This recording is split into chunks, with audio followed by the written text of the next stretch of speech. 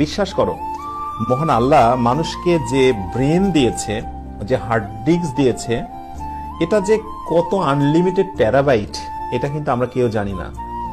তাই তুমি যত শিখবে তোমার শেখার ক্ষেত্রে মেধার তত বেশি বিকাশ ঘটবে। তাই কখনো ভেবো না আমি মাথায় নিতে পারছি না। এই যে নিতে পারছি না, এটা কিন্তু শয়তানি মন মানসিকতা। তুমি মনোযোগ দিয়ে ক্লাসগুলো জাস্ট দেখতে থাকো, শ্রবণ করতে থাকো। আমি আবারও বলছি, সবটুকুই তুমি একদিনে নিতে পারবে না, কিন্তু মনোযোগের সঙ্গে দেখতে থাকো। বিলিভ মি, এক সময় যে জিনিসটুকু কম বুঝেছিলে সেইটাও দেখবে পূর্ণতায় পৌঁছে গেছে।